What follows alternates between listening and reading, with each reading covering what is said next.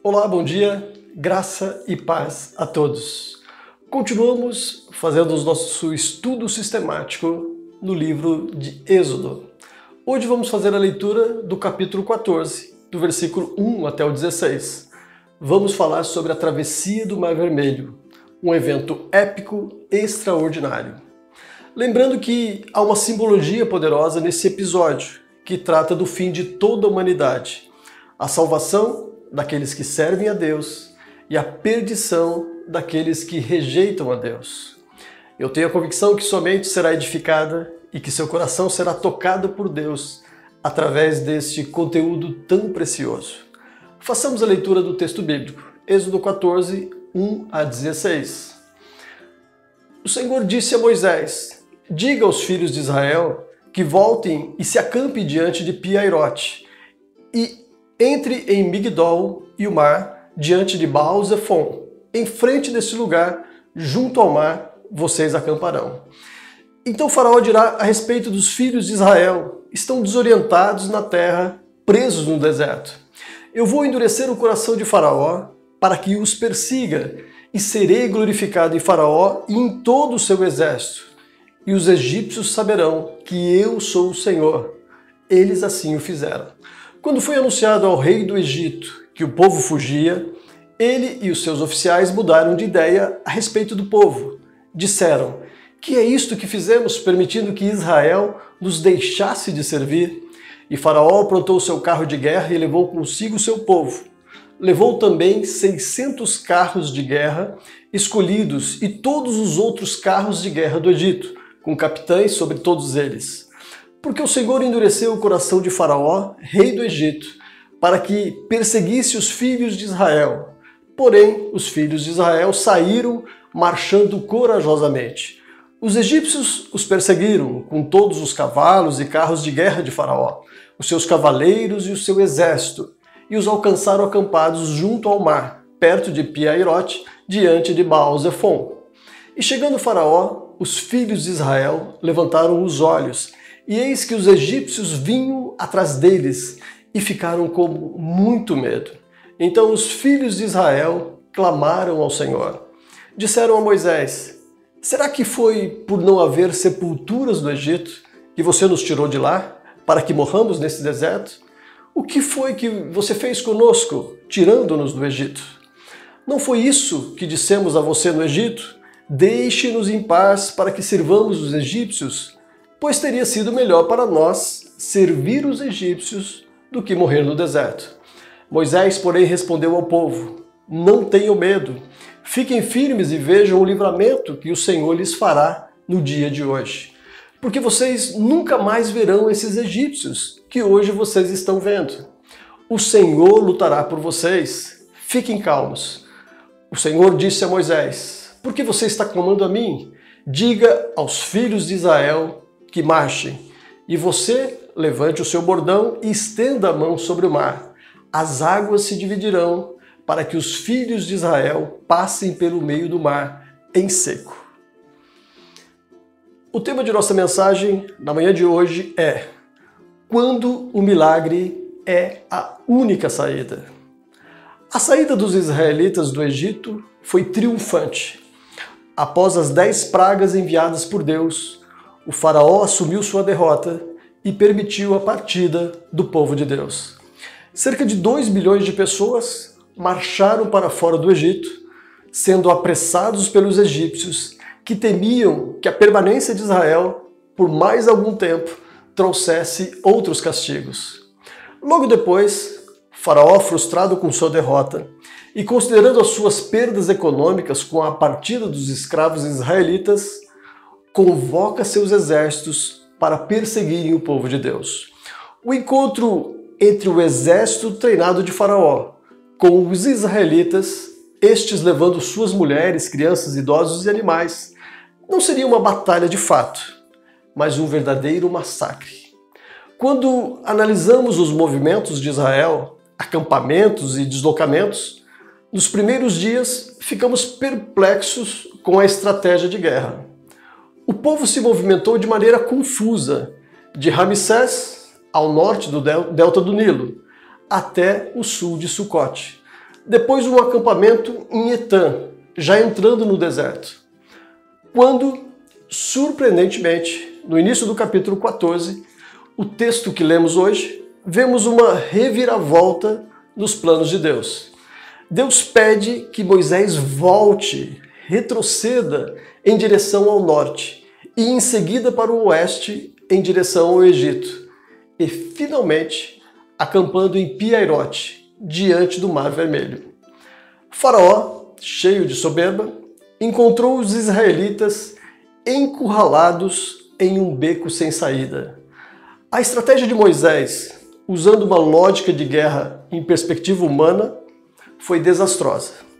Ele preparou uma armadilha para si mesmo, mas Moisés sabia quem era o verdadeiro general daquele exército. Ele apenas seguiu ordens superiores. O que parecia o massacre iminente se tornou o cenário perfeito para o milagre mais espetacular narrado nas páginas do Antigo Testamento: a abertura do Mar Vermelho e o seu desfecho surpreendente. Israel atravessa em terra seca e o poderoso exército egípcio morre afogado. Para compreender esse relato bíblico, sem se assustar com o nível de mortandade, tenha em mente 3 verdades. Ao preparar esse cenário, Deus abriu a oportunidade para, em primeiro lugar, julgar uma nação pecadora. Chegou a hora do julgamento dos egípcios. Quem morreu estava debaixo de julgamento. Entenda isso. Em segundo lugar, Deus pretendia demonstrar o seu poder. Deus estava revelando a sua glória ao mundo. Em terceiro lugar, fortalecer a fé dos israelitas. Para Paulo, a passagem do Mar Vermelho foi o batismo de Israel como povo de Deus. E podemos entender ainda que Moisés foi confirmado como profeta e o líder da nação de Israel definitivamente após esse episódio. Mas o que eu quero chamar a atenção de vocês nesta manhã é para a corajosa postura de Moisés. Diante de uma situação tão crítica, tensa e desesperadora como foi a aproximação ameaçadora do exército de Faraó. Moisés foi pressionado como líder, estava encurralado como estrategista e seria o culpado da derrota de seu povo. Moisés, no versículo 14, apresenta a solução para aquele problema sem saída. O Senhor lutará por vocês. O Senhor lutará por vocês. Essas são as palavras de uma fé que se tornava robusta a cada intervenção divina que Moisés presenciara. Assim como a nação de Israel em Pi-Hahirote, nossa geração vive um grande desafio nos dias de hoje. Estamos combatendo um exército silencioso, mas letal. Um vírus que já tirou a vida de 106 mil pessoas somente aqui no Brasil. A pandemia que enfrentamos está tirando a paz, o sono, a vida e os empregos de muitos de nós. Ninguém está totalmente seguro ou sentindo-se em paz. Muitos estão encurralados em suas casas, confinados, assustados e temendo o dia de amanhã. Uma situação sem saída, precisando de uma intervenção de Deus. Que as palavras de Moisés alcancem o coração de cada cristão que ouve essa mensagem. O Senhor lutará por nós. Mas atenção para alguns conselhos importantes quando se sentir encurralado. Diante de uma situação sem saída, é preciso resistir à murmuração. Encontramos os israelitas murmurando contra Moisés nos versículos 11 e 12. Por que saímos do Egito? Por que estamos aqui? Vamos ser trucidados pelo exército de Faraó. Não teria sido melhor morrer no Egito? Lá no Egito não tem cemitérios. Para que tanto esforço somente para morrer aqui? Estes foram alguns dos questionamentos que Moisés enfrentou. E ainda, o que é melhor? Viver como escravo do Egito ou morrer aqui no deserto? Essas foram algumas das murmurações que Moisés teve que enfrentar. Poucos dias antes, Israel recebeu a liberdade do Egito, através das 10 pragas em que Deus revelou toda a sua grandeza, todo o seu poder. Israel esqueceu-se rapidamente de tudo que Deus fez através de seu servo Moisés e murmuraram da situação. Apesar do perigo iminente, esqueceram-se da gloriosa vitória de dias atrás. O pecado de murmuração vai se tornar recorrente na vida dos israelitas durante a peregrinação pelo deserto. Paulo declara que a murmuração de Israel, em 1 Coríntios 10, se tornou um aviso para o povo de Deus, que não deve fracassar da mesma maneira que Israel fracassou nesse quesito. A murmuração é tóxica, nociva e incompatível com aquele que deseja superar a adversidade. A murmuração é corrosiva, intoxica o indivíduo e contamina uma família inteira ou até mesmo uma igreja, uma congregação. Por exemplo, no Novo Testamento encontramos Judas, que ficou indignado com a atitude de Maria. Maria ungiu a Jesus pouco antes da sua morte.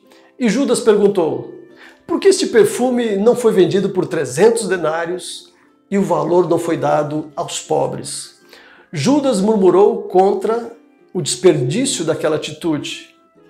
O perfume poderia ser vendido para comprar alimento aos pobres. Era a murmuração de Judas.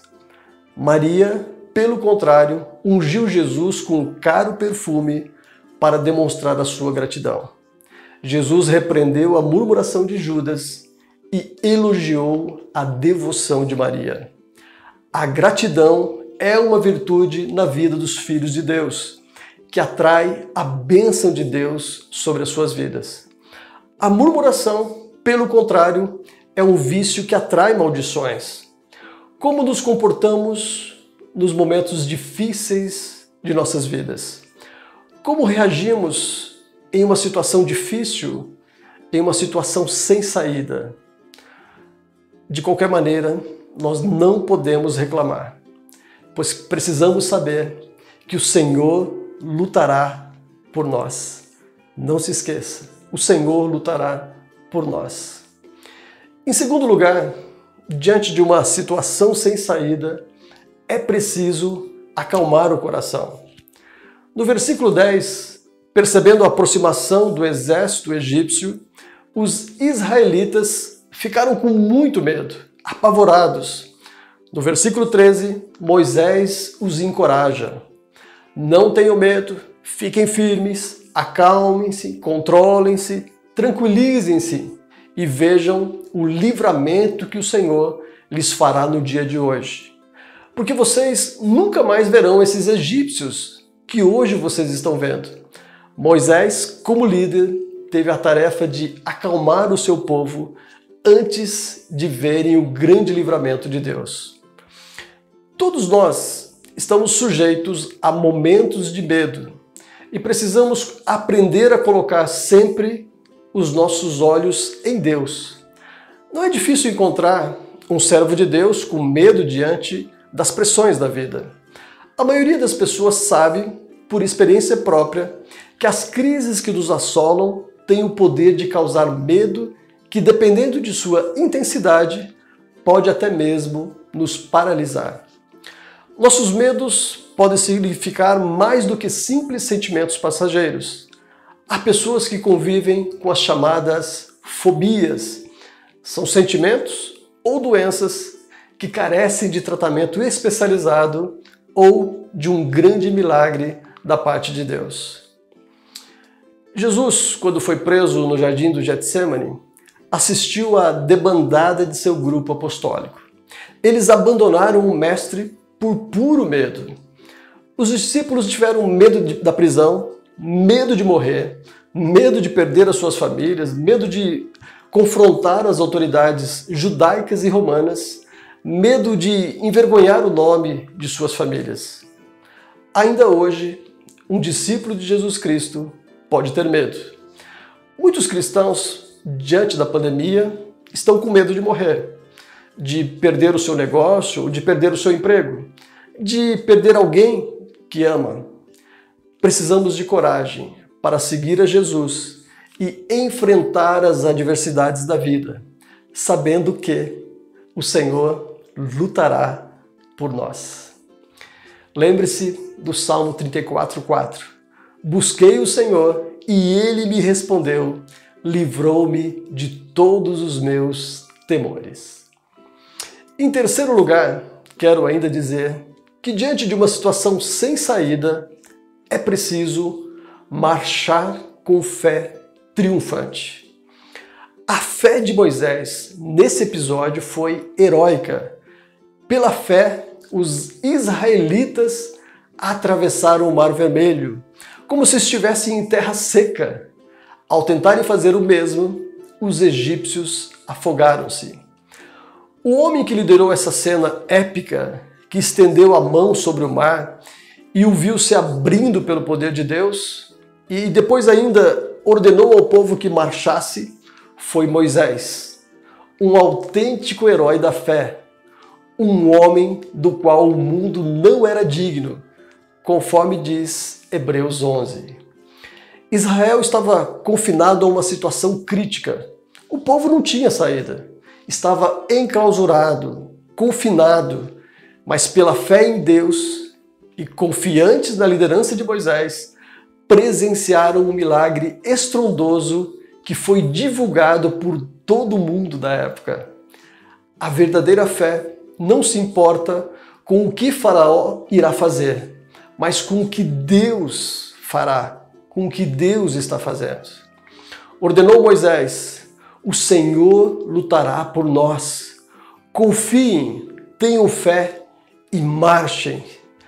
Cabe aqui o reconhecimento aos israelitas que, apesar de todos os seus temores, obedeceram, marchando pelo leito seco, entre paredões de água que poderiam desaguar sobre eles a qualquer momento.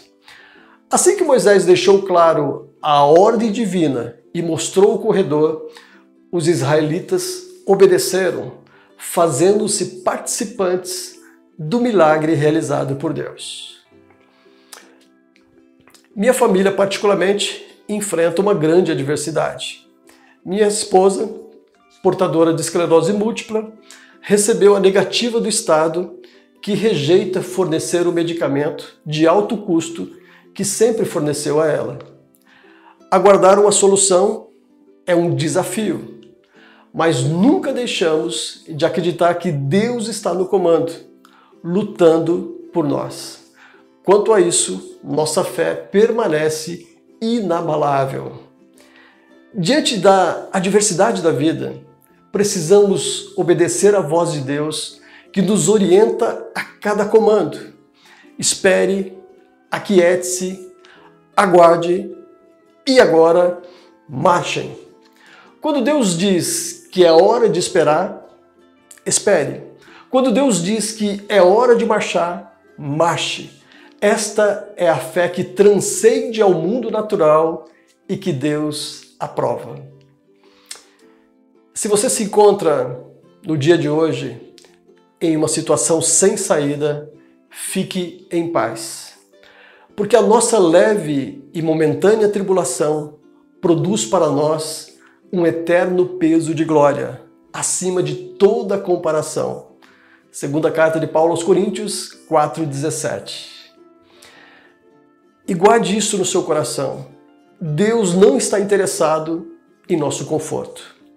Deus está interessado, comprometido com o nosso bem-estar espiritual.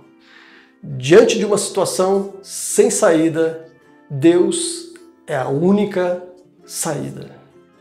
Ele lutará por nós. Que Deus abençoe você que ouviu essa mensagem na manhã de hoje. Que Deus fortaleça o seu coração, aumente a sua fé, que palavras de reclamação nunca saiam de sua boca e que você caminhe nessa fé triunfante e com o coração calmo, aquietado na presença de Deus. Eu quero orar por sua casa, por sua família, nesse momento. Feche os teus olhos, curve a sua cabeça.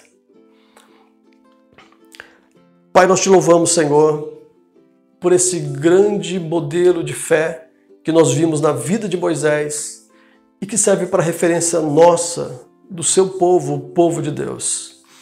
Pedimos que o Senhor abençoe, Senhor, a todas as famílias que estão participando, que ouviram essa mensagem. Que o Senhor alcance a todas as nossas famílias. Tira de nós todo medo, insegurança, incerteza, preocupação quanto ao futuro e que o Senhor possa acalmar os nossos corações nesse momento. Somos gratos, Pai, porque o Senhor tem lutado por nós. O Senhor tem fortalecido a nossa fé. O Senhor tem nos dado, Senhor, direção e nos dado, Pai, forças para prosseguirmos. Que o Senhor abençoe, Pai, a cada uma de nossas famílias, fortalecendo-nos e sempre nos direcionando, ó Pai. Somos gratos por tudo e pedimos que o Senhor nos abençoe, em nome de Cristo Jesus. Amém. Deus abençoe a todos vocês, abençoe a sua casa, a sua família. Que vocês tenham uma semana muito especial na presença de Deus. Continue orando pela família da Naomi, a senhora Ayako, o senhor Fukamizo, a Naomi, que eles estão enfrentando um momento muito difícil e eles contam com as nossas orações. Mas ore por todas as famílias da igreja. Deus abençoe, em nome de Cristo Jesus. Amém.